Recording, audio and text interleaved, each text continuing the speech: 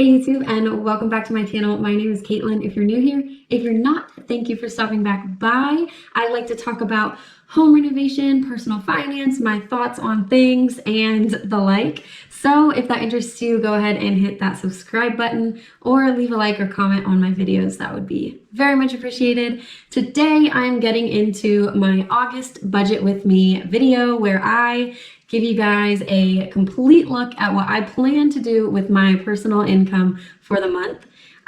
This is real numbers, what I really take home from my job and any extra income that comes my way.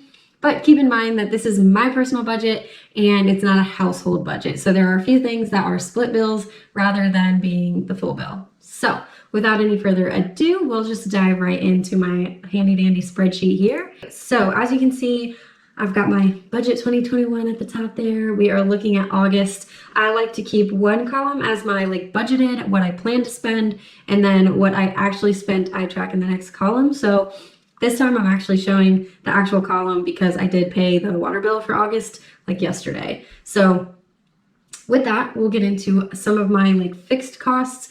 I categorize those as housing and utilities. So we have my mortgage payment, which if you didn't catch it in my escrow account video, I'll link that at the end here or something. But our mortgage payment actually went down because our escrow payment was miscalculated. So lucky us, very exciting. So now I'm gonna be paying $446.43 for my half.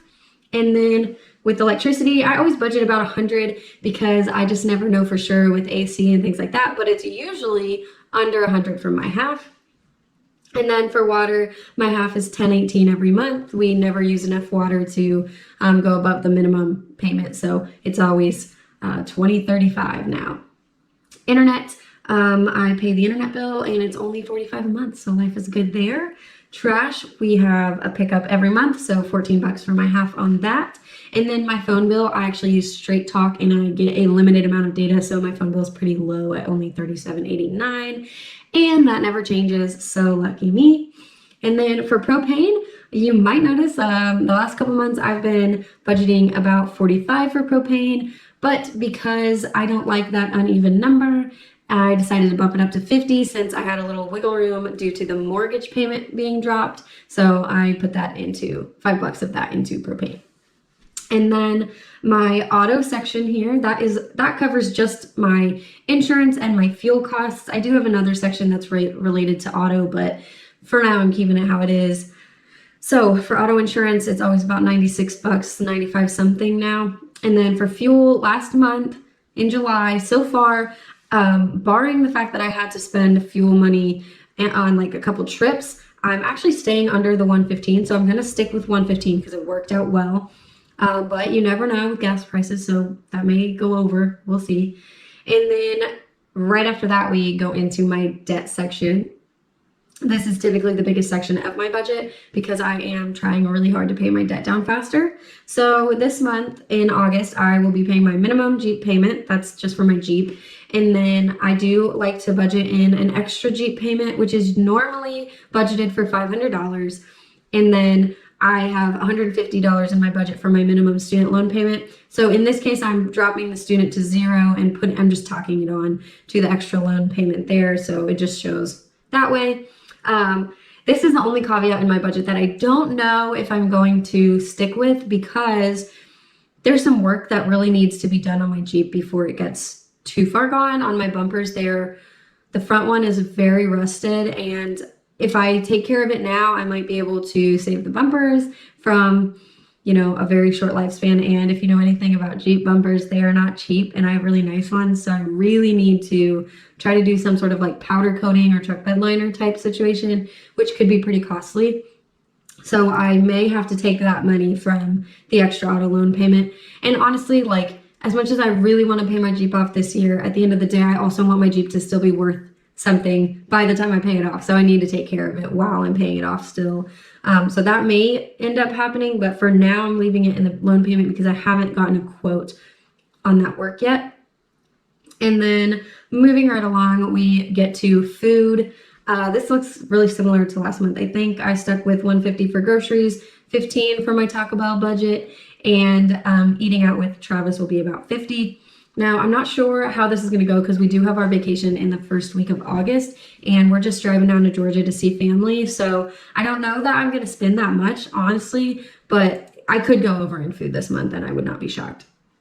But I do have some savings for vacations. So if I go over, I'll still be able to balance it all out in the end.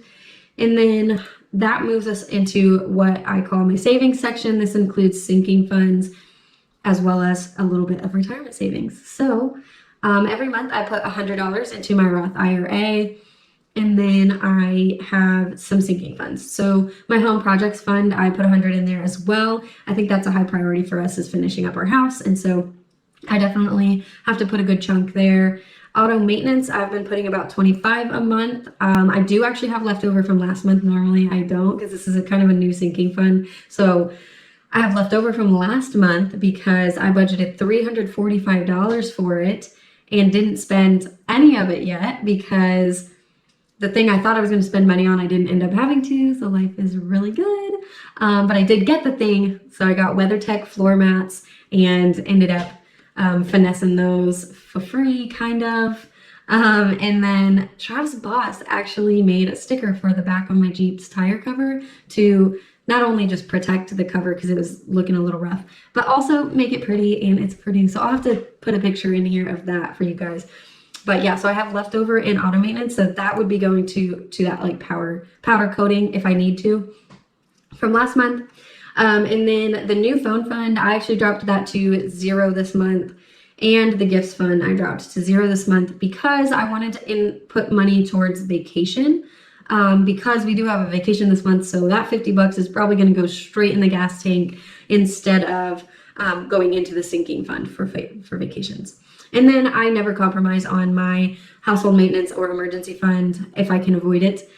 So those are just at 50 like they are every month. And then for entertainment, I have got Spotify, Amazon Prime Video, CBS All Access, Hulu. We have it all. I think Trav even has HBO Max now, so we never run out of things to watch. And then I do have a podcast that I resubscribed to recently, so I put that $5 in there as well. And then down in dog food, in the miscellaneous section, we have dog food or treats. Trav usually takes care of the food, and I'm like the fun stepmom who takes care of treats sometimes. So yeah, I dropped that to 15, and I do plan to spend it. And then household items, I just put $50 there every time, because almost every time I always spend right around 50. So this month I know we need like a big thing of paper towels and stuff like that, so I'll definitely hit that. And then personal spending, I put in $50 every month, and I almost always spend it or go over, so that's not really a sinking fund. But since we are going on vacation, I'll probably put that towards vacation, since I've spent a lot of myself recently. And then miscellaneous, I dropped that from 75 to 50, again, so that I could balance out something else. Being able to, I think that was to increase vacation as well. Yeah. So yeah, that is what I'm looking at income wise. I've just gotten the 2 checks from work. That's it. And that's what those look like. And then this leaves about $7, $8 left over in my budget, which I do kind of a zero-based budget, but I also don't really, it doesn't bother me if there's $7 left over, because I know in one of these categories somewhere I'm probably going to go over by a couple bucks. So I just leave it there and see what happens during the month.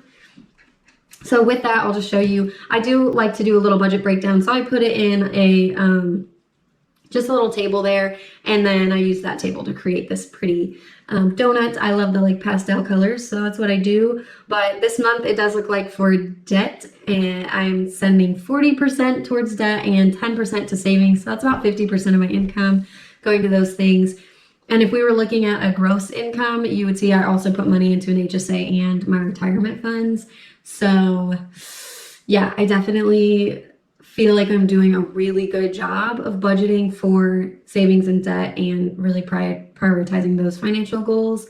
But we will just see how August plays out with vacation. You just never know. And then, like I said, I've got that Jeep work, so I'm like, I don't know how this budget is going to turn out, but we'll see. So catch me in a month when I give you a review of it. Thanks for tuning in, and have a great morning, noon, or night, whatever it is for you guys.